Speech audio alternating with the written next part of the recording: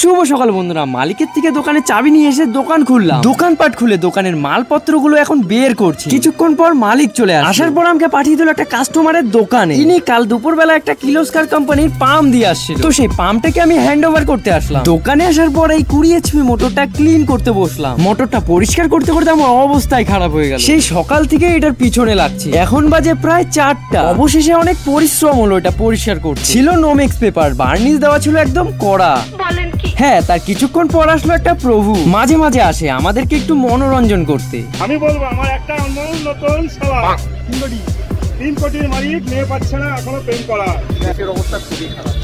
গতকাল 3টে মোটর আসলো, তার মধ্যে এই একটা কয়েল। এই কয়েলটা প্রায় কমপ্লিটের পথে। এই মোটরের কয়েল তো ঠিকই আছে, শুধু বিয়ারিং চেঞ্জ করলে একদম ওকে। মোটরটাকে তো ফিটিং করে ফেললাম, এখন আমরা এটাকে চালিয়ে দেখবো। মোটরটাকে এখন ডেল্টা কানেকশনে চালানো হচ্ছে। এটার অ্যাম্পিয়ার নিচ্ছে এখন 3.63। অনেক রাত হয়ে গেছে, দোকানপাট এখন বন্ধ করবো। চলো তাহলে নেক্সট ভিডিওতে দেখা হচ্ছে, বাই।